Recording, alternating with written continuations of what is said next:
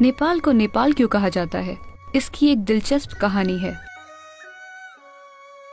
पौराणिक कथाओं के अनुसार ने नाम के एक हिंदू ऋषि थे जो हजारों साल पहले पूर्व ऐतिहासिक युग में काठमांडू घाटी में रहते थे। पाल का मतलब है सुरक्षा। ये जगह ऋषि ने की सुरक्षा में थी, तो लोग इसे नेपाल के नाम से जानने लगे। उसके बाद अलग अलग वंशों के राजाओं ने यहाँ राज किया। 2008 से पहले नेपाल धरती का अकेला संवैधानिक रूप से घोषित हिंदू राष्ट्र था। 2008 में इसे संयुक्त लोकतांत्रिक गणराज्य और एक धर्मनिरपेक्ष राष्ट्र घोषित किया गया। इस देश की भूमि ऊंचे पहाड़ों और घाटियों से भरपूर है। दुनिया के 10 सबसे ऊंचे शिखर नेपाल में हैं, जिनमें पृथ्वी की सबसे ऊंची चोटी माउंट एवरेस्ट भी शामिल है। 240 से ज्यादा शिखर समुद्र तल से 20,000 फीट से ज्यादा की ऊंचाई पर है और यहाँ की मिट्टी उपजाऊ और नमी से भरपूर है और इस वजह से खेती के लिए उपयुक्त है। यहाँ सबसे पहले नेवार रहते थे जो अनूठी नेपाली भाषा बोलते थे।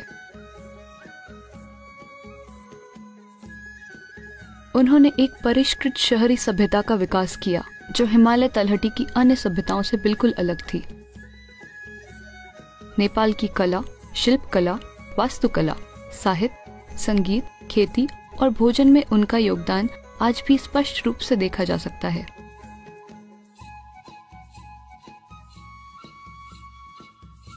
हालांकि नेपाल में बड़ी संख्या में बाहर से आकर बसे लोगों की वजह से नेवार आज नेपाल की आबादी का सिर्फ 5% हिस्सा ही है और उनकी संपन्न भाषा और संस्कृति तेजी से गायब हो रहे हैं। नेपाल में आज 81% आबादी हिंदू है, लेकिन वे वज्रयान बौद्ध और तांत्रिक हिंदू धर्म के एक संगम का पालन करते हैं, जिसे बुद्ध मार्ग और शिव मार्ग भी कहा जाता है।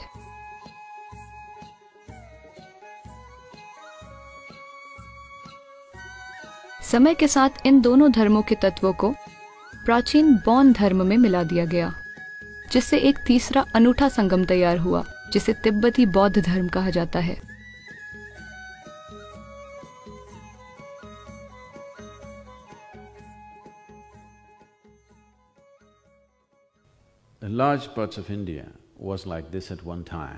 भारत का बड़ा हिस्सा एक समय ऐसा था कि पूरी जमीन को एक जीवित शरीर की तरह बनाया गया था। जिस तरह से मानव शरीर में ऊर्जा के केंद्र हैं, उसी तरह उन्होंने हर शरीर में ऊर्जा के केंद्र स्थापित किए। कई राजाओं ने अपने पूरे राज्यों को एक आध्यात्मिक शरीर में बदलने के इस महान और अद्भुत काम को प्रयोजित किया। नेपाल एक ऐसी जगह है जहां ये चीज भारत के किसी भी भाग से कहीं ज्यादा जीवंत है, सिर्फ इसलिए क्योंकि पूरी संस्कृति ने इसे सहारा दिया।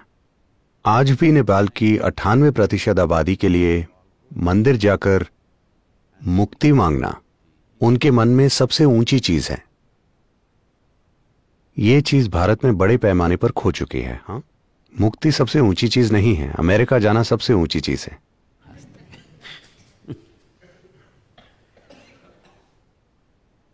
तो जब पूरी सभ्यता की मानसिकता ही परम मुक्ति पर केंद्रित थी, तो ऐसी चीजें करना संभव था कि पूरे भूगोल को ही एक जीवित आध्यात्मिक शरीर में बदल दिया जाए। तो पशुपतिनाथ को शिव का मस्तक माना जाता है। तो शिव कैसे इसका हिस्सा हैं, हम इस बारे में बाद में बात करेंगे, ठीक है? वो हर चीज में पहुंच जाते हैं।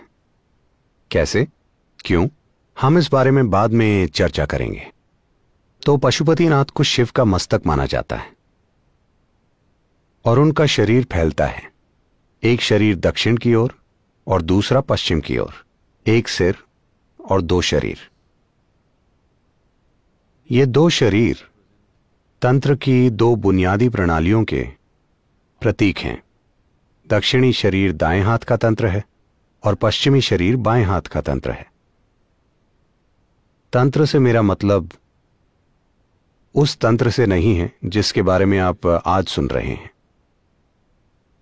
तंत्र का मतलब बेलगाम कामुकता नहीं है। आज तंत्र शब्द से लोगों का मन हर तरह की भयानक कल्पनाएं करने लगता है,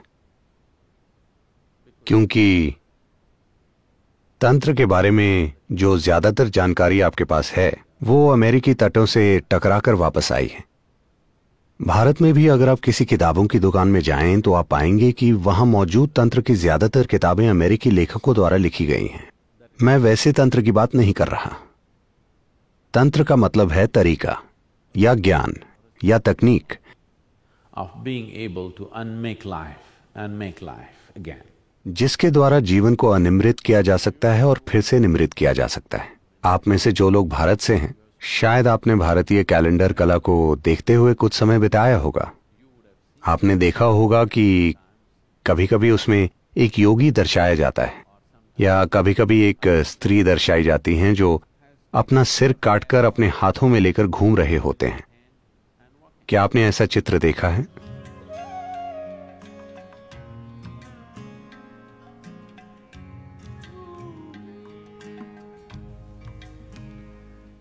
तो तंत्र की ये बुनियादी चित्रकारी आपको ये बताने के लिए है कि ये जीवन की बनावट के बारे में है। इस मशीन को इतनी संपूर्णता से समझना कि आप इसके हिस्सों को पूरी तरह अलग अलग करके फिर से जोड़ सकें। तो तंत्र का मतलब है, जब मैं तंत्र कहता हूं तो मैं चाहता हूं कि आप इस तरह से समझें, ना कि उस तरह से। इस समझ से उन्होंने एक सिर वाले 2 तांत्रिक शरीर बनाए। मस्तक यहां पशुपतिनाथ में है, सहस्रार सिर का शीर्ष भाग कल्पनाथ में है,